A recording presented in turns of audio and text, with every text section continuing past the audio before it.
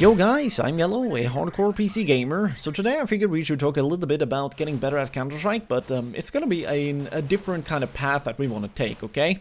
So when I play first-person shooters, which I'm slowly climbing up to the 10k hours mark, which is kind of cool, you want to do a couple of different things, almost like it doesn't really matter within what context you want to do this. So when you play, you should always account for anything that ever happens, almost like a scientist or somebody that might be overly nitpicky. What I mean is that if you're making a play and it does not work, you should try and always remember that it did not work, because that way you might learn why it doesn't work, and also you can try and avoid that in the future. Sadly, in this day and age, anything that might be perceived as being negative, people just want to like fucking crybabies, hold their hands over their ears, and they want to literally like assume that it doesn't exist or pretend that it does not exist. That is a very childish and pathetic kind of way of thinking about anything in life, and it actually technically outright hinder progression, because if you don't even get to experience something negative, you might probably accidentally then run into it in the future, which is not good for you or me, you know. So getting wrecked in Counter-Strike is then, technically speaking, not a bad thing at all. You can learn a lot from it, and I did in this game right here. A little bit about, you know, staying cool and actually just grinding towards your objective almost at any time and place, in which you'll be able to see a very nice stealthy ninja play, aside from this, you know, preemptive spray right here, because I could obviously hear him switching weapons earlier, which, you know, those are the things that then comes with me just keeping up my composure almost despite having that kind of poor, pathetic kind of score, you know, in which I was able to contribute towards the team a little bit more evenly, even though again I was playing quite terribly.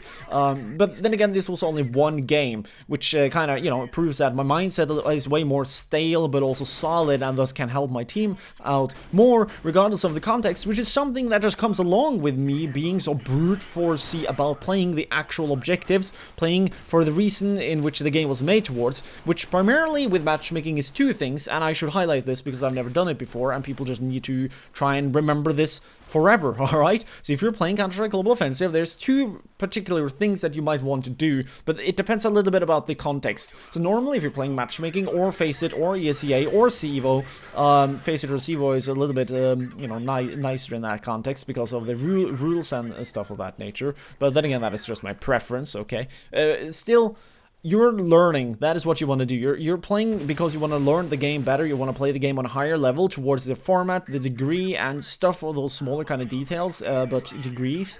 They make a huge difference, because if you learn the game better, almost regardless of how hard you get wrecked, how terrible it goes, even if you get 10 losses in a row, will probably be a couple of nicer, smaller things about how you play fundamentally as a player, almost regardless of what kind of teammates you get, that you might learn about and thus improve on, or polish, or you can, you know, make sure that it works out better. So in the context of playing matchmaking then, this is what I'm currently just doing whenever I do play matchmaking, because I find that to be fun. It's always, you know, nice to see what kind of crazy jitter bullshit that you can be able to put together, in which I was able to do this crazy ninja play, which was pretty awesome.